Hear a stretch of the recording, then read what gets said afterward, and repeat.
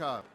Donald Trump has named former PayPal executive David Sacks as AI and crypto czar. In a social media post, the president-elect said Sacks would focus on making the U.S. a world leader in both fields. He says his administration will ensure, quote, the crypto industry has the clarity it has been asking for. Trump once labeled such currencies a scam, but embraced the sector during his election campaign. His victory has seen Bitcoin surge on bets that the new administration will be friendlier to digital assets. This week, the top cryptocurrency broke through the $100,000 level for the first time, though it later dropped back. It's up around 50% since Trump's election win. Sacks was formerly chief operating officer at PayPal. Among other things, he also founded the business social network Yammer. He was an early advocate of cryptocurrencies, saying in a 2017 interview that Bitcoin would revolutionize the internet. One analyst told Reuters that Sacks was seen as a strong backer of crypto with a history of investing in tokens besides just Bitcoin. Earlier in the week, Trump named strong crypto advocate Paul Atkins to run the Securities and Exchange Commission. That added to optimism for the sector, with the U.S. financial watchdog hitherto seen as unfriendly to crypto. Shell and Norway's Equinor will merge their British offshore oil and gas assets into an equal joint venture. They announced the deal on Thursday. Based in Aberdeen, Scotland, the venture is expected to produce over 140,000 barrels of oil equivalent per day. The new entity will become the British North Sea's biggest independent producer. But Shell told reporters that there's no intention to conduct an initial public offering. The ageing British North Sea basin, where production started in the 1970s, has seen a steady exit of oil companies in recent decades as production declined. The British government's decision to impose a windfall tax on North Sea producers, following a surge in energy costs in 2022, has further put pressure on producers to reduce investment and exit the basin. Equinor is currently developing the Rosebank oil field, one of the last known major oil reservoirs in Britain, while Shell is developing the Jackdaw gas field. A range of exploration licenses are also thought to be part of the transaction. The companies expect completion of the deal by the end of next year. Germany's Christmas markets are a traditional way to forget about the colder, darker months. But in recent years, they've had to keep a close eye on costs when deciding whether to buy up mulled wine and bratwurst. The costs for festive treats at traditional Christmas markets have hit record highs in Germany. In old and new markets, Germany's favourite Christmas beverage of mulled wine now sells for a record €5 per mug in Berlin. That's a 50% rise from the pre-pandemic €3.25. Michael Roden is a chairman of the Berlin Association for Traditional Festivities. One problem, of course, is the costs we have all around us. The energy costs, the administrative costs, the market prices. Everything that has happened in the economy today, and that prices are getting higher, and the production of individual goods has also become very expensive. Organisers have blamed the elevated costs on high energy prices and staff shortages, among other factors. It's led to traders getting creative and unwrapping new strategies to keep attracting locals and tourists alike. Their ideas include all-inclusive tickets and special themes. Fabian Lau is managing director of events firm Faro Group. We've always said crises make you creative, and in the middle of the pandemic, we realized that all our indoor Christmas parties would be canceled. We said, then let's just have a Christmas market instead. However, we also said that it was difficult to calculate, so we would try it out as an all-inclusive concept, and that worked out really, really well. This Christmas market in Berlin offers all-inclusive tickets starting at just under €30 or $31 for those willing to go after 8 p.m. and during the week. Buying a ticket means visitors can get unlimited mulled wine and as many German specialties as possible without worrying about the costs. It's proved popular with visitors, as Lau said demand for the tickets is extremely high. They've sold more than 1,000 daily, and 90% of them have already been bought up for this Christmas season. U.S. stocks ended lower on Thursday, with United Health Group down sharply and technology shares easing. The Dow shed more than 0.5%. The S&P 500 and NASDAQ each lost about 0.2%. The declines come just one day after all three indexes notched record closing highs. Patrick Kennedy, founding partner of All Source Investment Management, believes now is the time for stock market investors to take a bit of a breather. So when it comes to market valuations, we think things look a little frothy right now, especially with the S&P trading at 23 times next year's numbers. There's still a lot of opportunity underneath the surface, in our opinion. We happen to like software, we like biotech, and we like cybersecurity right now. Those are the three big sectors we want to see our managers be exposed to. But other than that, at the index level, we think this is a good time to take a look at a pause. Among individual movers, shares of United Health Group dropped more than 5% and were the biggest weight on the Dow and S&P 500. Shares of Cigna and Molina Healthcare also fell. Health insurance companies are reassessing the risks for their top executives the day after the murder of United Healthcare CEO Brian Thompson in Manhattan. United Healthcare is part of United Health Group. Shares of Synopsys fell more than 12% after the chip design software firm forecast fiscal 2025 revenue below Wall Street expectations, in part due to a slump in China sales. And cryptocurrency and blockchain-related stocks lost steam after Bitcoin fell below the $100,000 level after eclipsing it for the first time ever earlier in the day.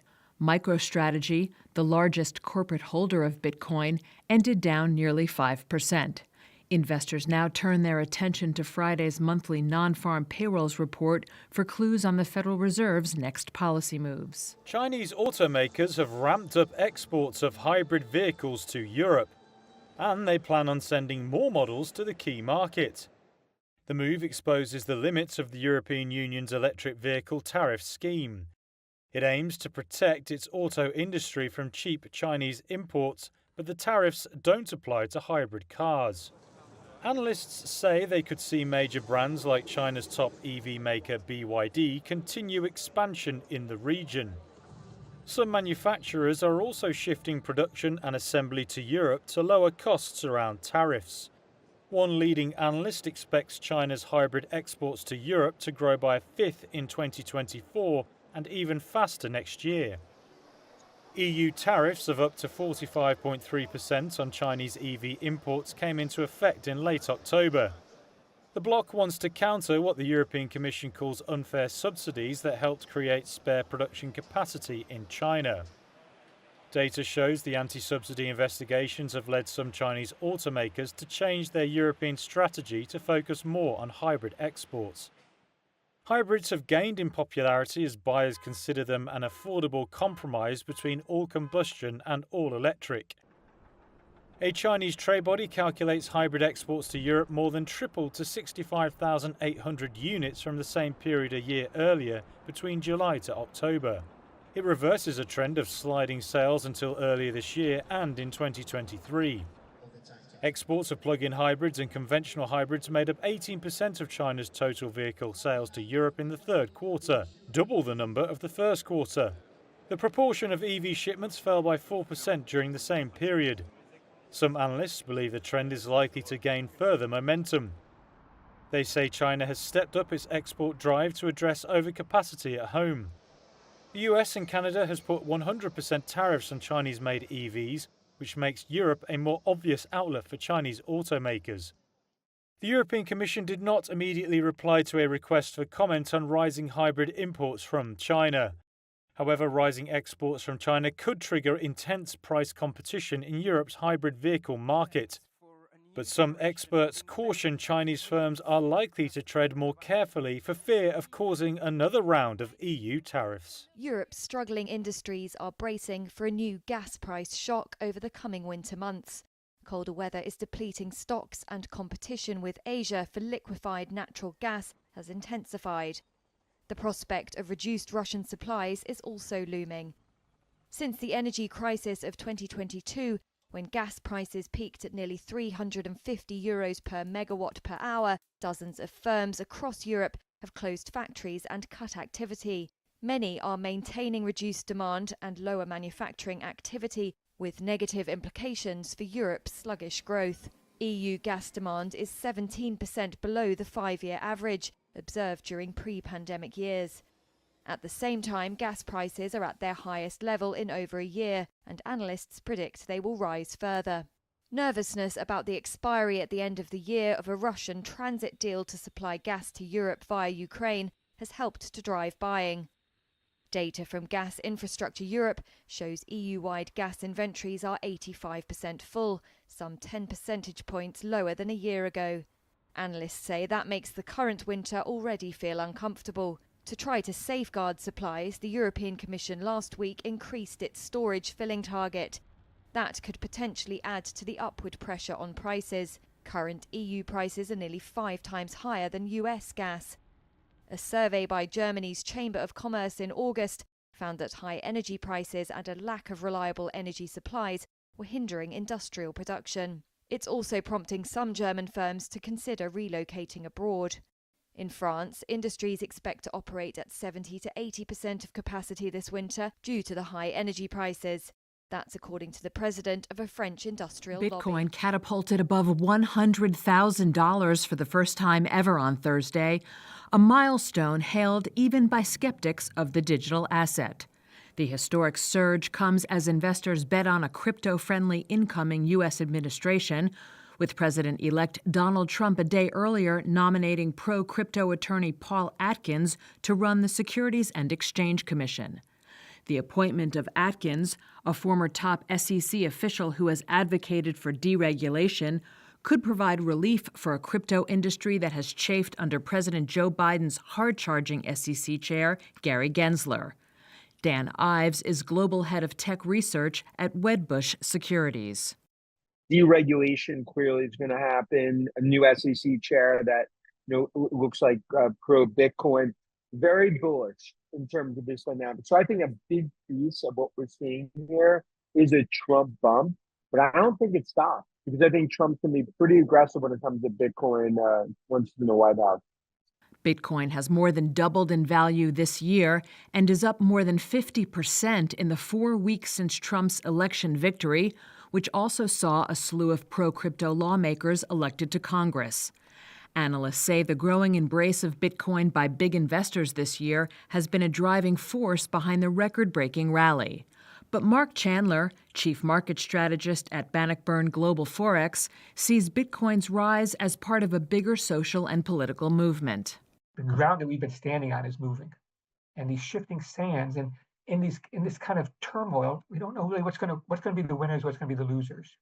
And I think that in this, and when you're rejecting it, like many of the elections, especially in the industrialized countries this year, have rejected the incumbents. And so I sort of see Bitcoin as part of this rejection of sort of the established values and not just the values of society, but really of the elites. The total value of the cryptocurrency market has almost doubled over the year to hit a record of over $3.8 trillion, surpassing the value of Apple, according to data provider CoinGecko. Britain approved a multi-billion-dollar mobile merger on Thursday. Vodafone and Hutchison's-Three UK were given permission to create the country's biggest mobile operator.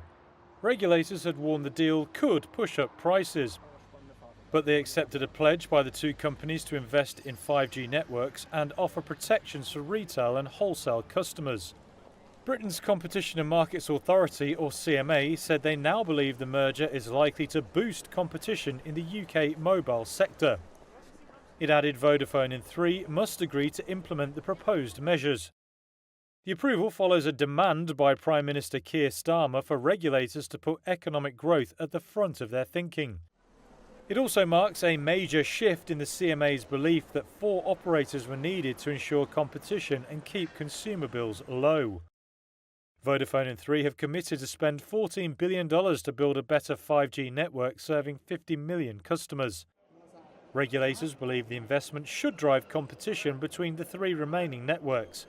They also think it could eventually deliver a better service for customers.